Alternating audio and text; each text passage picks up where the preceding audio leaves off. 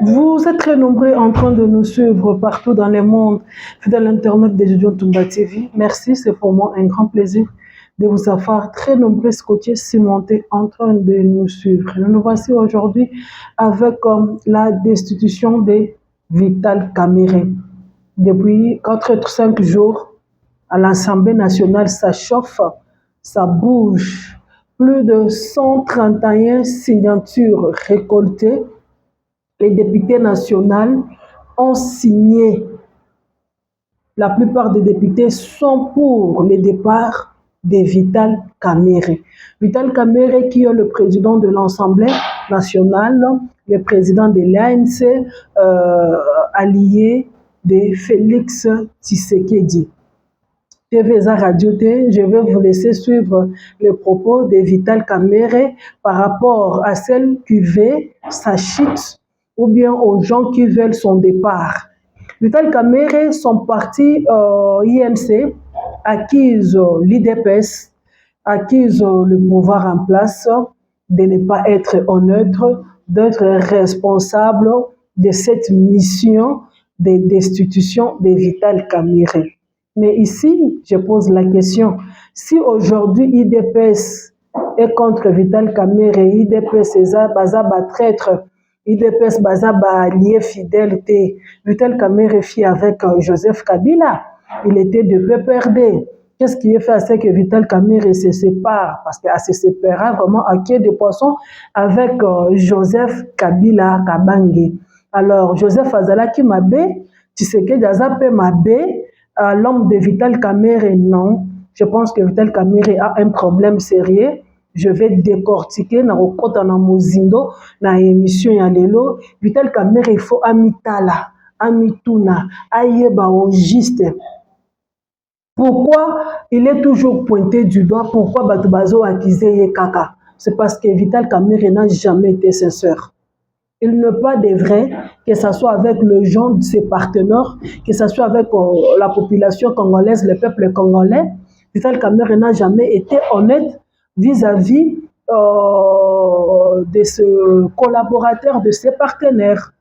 Mais Lelo Vital, vu qu'il a beaucoup souffert, les gens veulent quoi? Bazo gagner nini na départ naye. Bolanda, on se retrouve après. J'ai compris que pour certains, c'était tout simplement pour déranger. Mais si ça pouvait se limiter là, c'est bon. Mais il y en a qui ont écrit au président de la République que non, on est en train de vous trahir, on en va à l'encontre de vos orientations, alors que la lettre a été lue ici devant vous. Qu'est-ce que nous cherchons dans la vie quand vous voulez faire du mal aux autres? De façon délibérée. J'ai déjà souffert comme ça dans ma vie. Je ne vais pas vous énumérer toute la souffrance que j'ai endurée. Je ne crois pas que 10 parmi vous allaient accepter encore de travailler après ce que moi j'ai connu. Je le fais par amour pour mon pays, je le fais par amour et par amitié et... Honorable Président, pas comme ça. Vous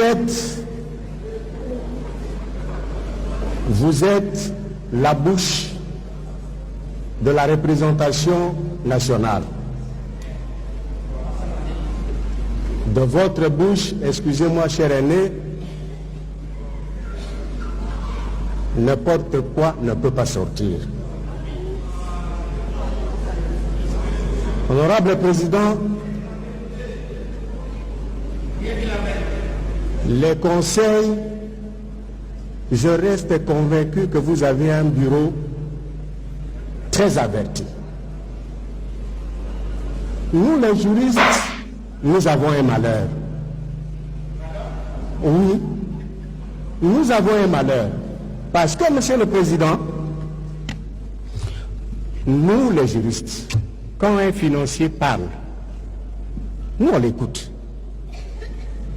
On apprend de lui. Quand un biologiste parle, quand un médecin, comme le docteur Maître l'a dit, parle, Balthazar, moi, assez long, je l'écoute. Mais les choses du droit, je ne sais pas si c'est parce que dans nos traditions, dans nos coutumes. On arrive, tout le monde arrive à intervenir pour régler des conflits, que tout le monde pense qu'on peut intervenir, même dans des situations, dans des questions techniquement importantes du droit. Merci beaucoup, Monsieur le Président. On va avoir peur du débat. Que les collègues me comprennent. Mais c'est quoi ça? La Cour constitutionnelle, le président de la Cour constitutionnelle, c'est un chef de corps. Ok? Le président de la Cour constitutionnelle, dans notre pays, c'est un chef de corps. Le président de l'Assemblée nationale, c'est le chef d'une institution. Lorsque un problème se pose et que le président de la Cour constitutionnelle réagit, comment on peut demander à notre président de l'Assemblée nationale de se poser la question de savoir en quelle qualité le président de la Cour constitutionnelle réagit alors que la correspondance lui a été adressée? Alors que le président, lui, quand il parle là, c'est parce qu'il estime, et je suis d'accord avec lui, qu'il est le président du Parlement, de la Chambre du Parlement. Comment on peut dire à notre président de l'Assemblée nationale de se poser la question de savoir à quel titre le président de la Cour constitutionnelle se prononce? Monsieur le Président, au-delà de ça, Monsieur le Président, est-ce qu'on peut vous dire, parce qu'on veut vous amener au droit étranger, le droit des Américains. En pareille circonstance, qu'est-ce qui est prévu dans notre loi? Quel est le principe qui gérerait une telle situation telle que nous sommes en train de la connaître aujourd'hui dans notre pays? On vous amène chez Trump, Monsieur le Président. Mais qu'est-ce qui est dit chez nous? Et là, je me fais confiance parce que je me dis à côté de vous, à droite, un juriste, un peu à gauche, après le deuxième président, c'est encore un juriste. Comment tout ceci se passe, Monsieur le Président? Je suis d'accord avec l'honorable Zondomé qui a proposé tout à l'heure là, que pour des situations comme ça, parce qu'il y en a trop, Monsieur le Président, il y a des pouces qui se ferment ici à l'Assemblée nationale, des questions aussi importantes. Votre bureau a autant de propositions de loi déposées par des députés que nous sommes. Nous faisons une semaine à la maison sans plénière. Et comme nous avons me l'a dit tout à l'heure, là, nous allons rentrer sans travailler. Et donc, qu'on ne vous fasse pas, Monsieur le Président, qu'on ne vous expose pas devant la nation à dire des choses comme ça, vous attaquez au président de la Cour constitutionnelle qui est un chef de corps qui parle pour la justice. Voilà ce que j'ai voulu dire. Merci beaucoup, Monsieur le Président.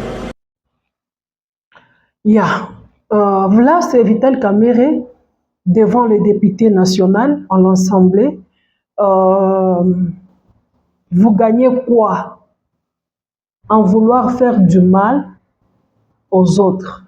C'est bien de dire ça, mais Vital Kamerhe devrait être mieux placé de commencer à nous dire ce qu'eux gagnent en voulant le malheur des millions Congolais, en voulant le sang des Congolais qui coule chaque jour.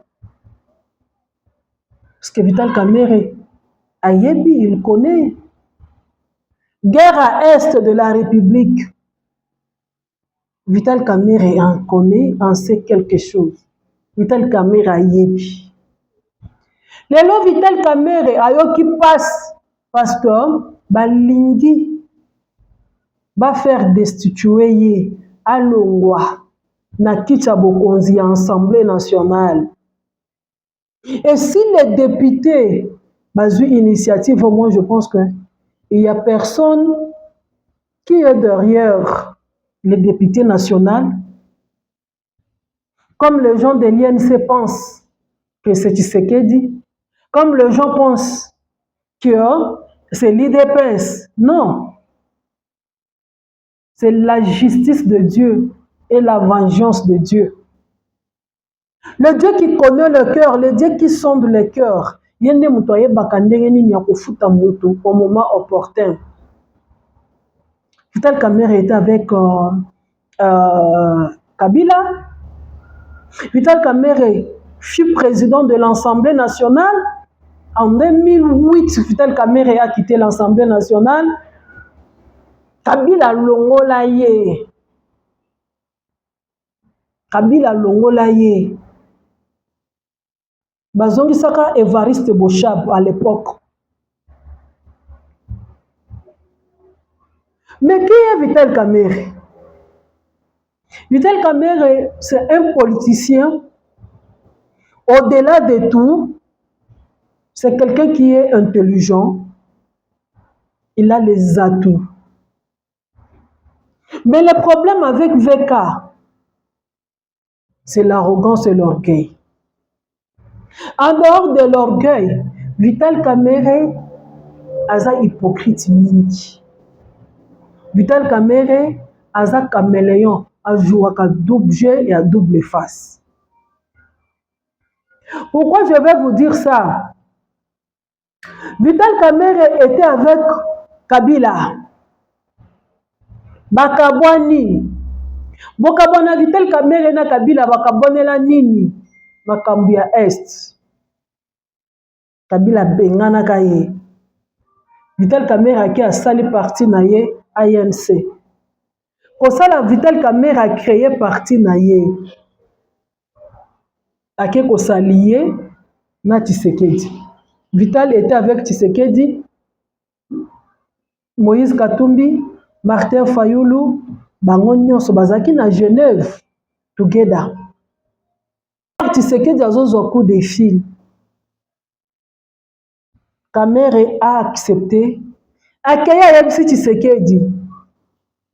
Tondima. Tozwa bokonzi oyo. Ils se sont mis main dans la main. Ba signé ba accord na bango.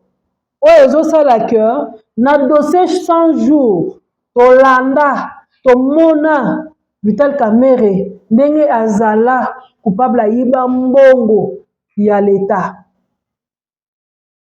Vital Kamerhe procès na ye elakisa vraiment que a détourna mbongo ya procès 100 jours. Mbongo ebele ebima musala esalema te. Vital abandaki na kowanga na Jamal. Natikala komona ye te, na yeba ye te. Babimisi Jamal, Jamal alobi na mona ye une fois tokutana na bureau na ye. Vital atikali bouche bée. Vital akie na prison. 20 ans de prison. Vital Kamerhe n'a pas même passé 5 ans. Pas même 5 ans en prison. Abimi. Comme Vital Kamerhe abimi na prison. Vital héros dans l'ombre était. Vital Mbalamoko. Babendiye. Et pas allié na ye Tshisekedi. Amamiki pouvoir. Azongisi aux affaires. Au nom de quoi? Au nom de leur deal. Au nom des accords. Parce que selon l'accord, ils ont prévu que nous allons soutenir yo. Ceux qui ont aussi mandat na yo, après nous avons commis président. Bapesi ministère ya économie. Balongoli Kamerhe na ministère ya économie de l'eau Kamerhe aza na Assemblée nationale. Mais malgré ça, Kamerhe sait de lui-même, ayebi du fond de son cœur que azalaka honnêteté, azala pureté, azala loyal, tendenga zoloba que je suis loyal na Tshisekedi. Donc il doit être loyal na Tshisekedi, na individu, pas na peuple congolais. Pas pour servir les Congolais. Pas pour servir les Congolais. Vital Kamerhe azalaka na jeu ya cache-cache. L'homme de Vital Kamerhe est sous silence. atravaillaka kaka. Nauti kolakisa bino dernièrement. Président de la République aboyi dialogue. Ana raison oyo epoussé ye aboya dialogue. Biso nyonso toza pe d'accord que dialogue esalema te parce que dialogue eza aboutir na eloko te. Et puis on ne peut pas dialoguer avec le traître, les ennemis de la République. Les rebelles nanga Kabila ceux qui bazalaki na posa ya dialogue, ceux qui bazalaki na bolingo ya pays balingaki babanda d'abord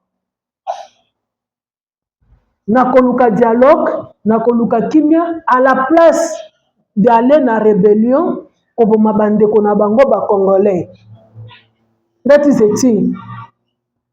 Mais lokola bango bandimaki nanu voie ya rébellion, voie ya koboma, voie ya kolinga kozwa na makasi, sikoyo tokoya kovanda na bango na dialogue po to dialogue nini, dialogue wana ekoaboutir na nini. Mais Vital Kamerhe dernièrement a aussi lancé un message pour dire que Aza pour dialogue, Félix Avanda a sangisa homme fort politique de la République. Donc on sentit vraiment que les chefs d'État Azo ke ndenge na ye, Kamerhe pe a ke ndenge na ye.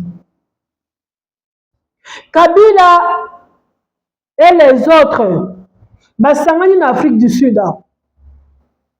Invitation ezalaki bongo donné na ba opposant ya République démocratique du Congo. Gouvernement congolais baboyi balobi que jamais bango bakoya kuna rencontre oyo te na réunion oyo te pona kovanda. Parce que nous vous signalons que aujourd'hui déjà jusque demain la réunion prendra fin. Thabo Mbeki, ancien président sud-africain, a organisé Kibongo Milulu Oyo pour na Otiakimia Namboka, en réunissant les opposants congolais, en commençant par Joseph Kabila.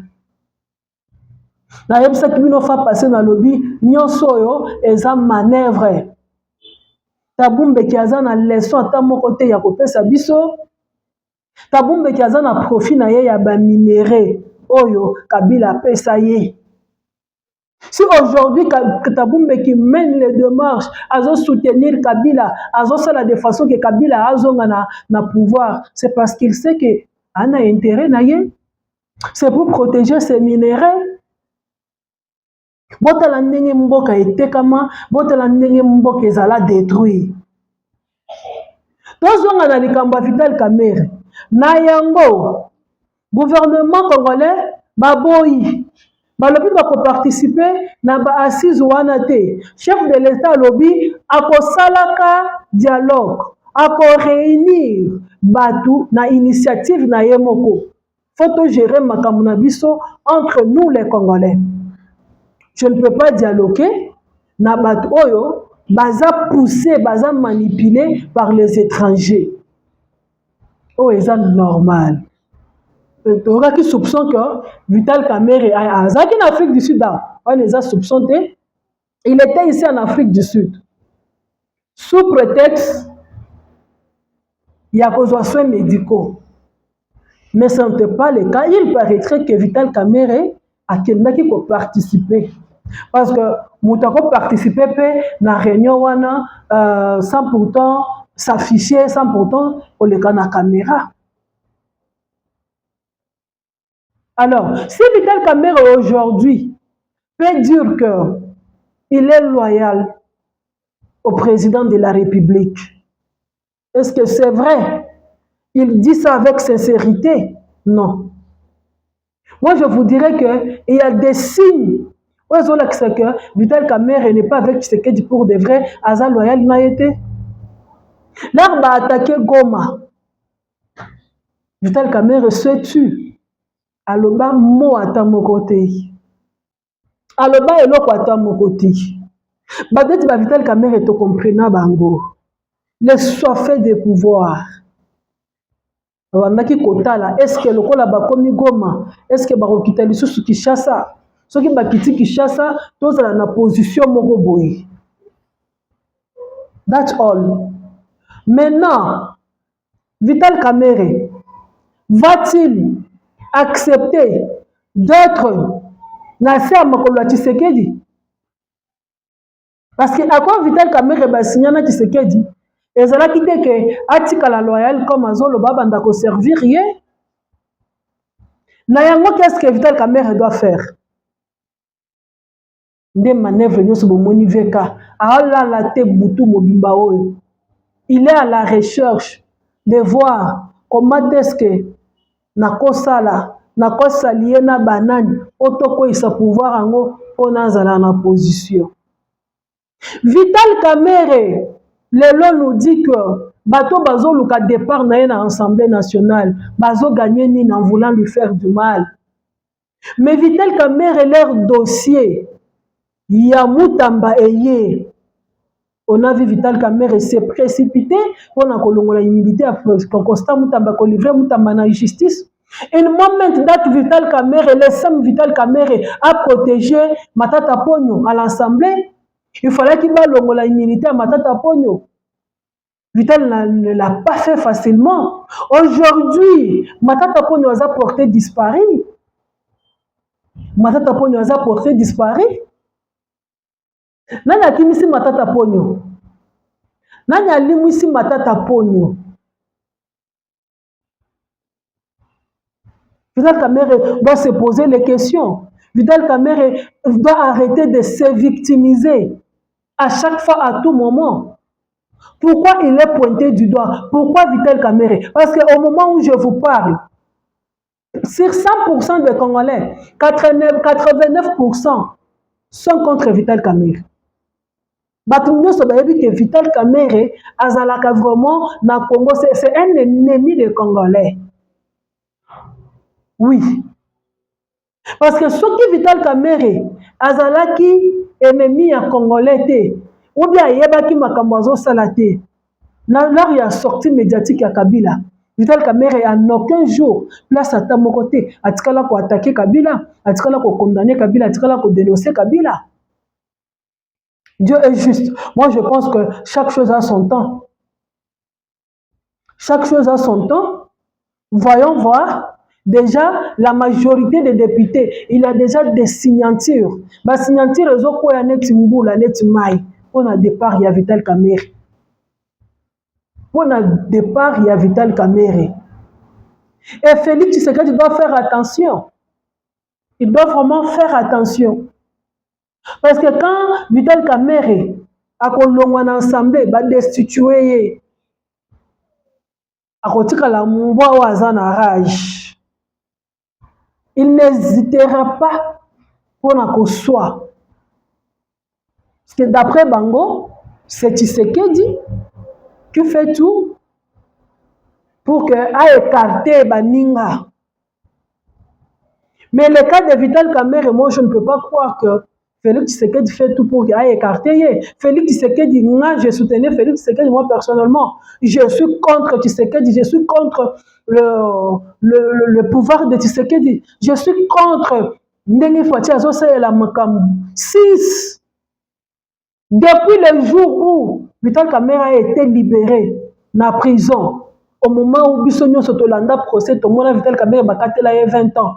À ça, 20 ans, ba libéré. Non seulement ba libéré, Tshisekedi a dû azongisi aux affaires. A dû azongisi aux affaires. C'est par là que moi j'avais vu que non. État de droit, Tshisekedi a l'obaki, ezaka slogan. État de droit, ezaka slogan. S'il n'y a pas d'hystérie na eloko, abimisi parce qu'aza allié nae. Mais il le fait. Tu sais que les autres salango, on a amitié, on a accord. Mais il y a peut-être que bateau azana bango muto azana ye aza dangereux, c'est un homme dangereux. Si Vital Kamerhe Kabila bengana ete bakabwana Kabila te, j'allais comprendre que non. Eza manœuvre ya bato IDP. Mais IDPS bazo sa la manœuvre. Kabila P a rejeté. Les Congolais conscients savent que Vital Kamerhe, c'est un danger pour la République. Merci, vous êtes très nombreux en train de nous suivre partout dans le monde. C'est pour moi un grand plaisir. de vous savoir très nombreux. Si c'est la première fois de nous suivre, abonnez-vous, likez notre vidéo, partagez. C'est une façon pour vous de nous soutenir. Je vous retrouve à la prochaine fois avec un nouveau numéro. Bye.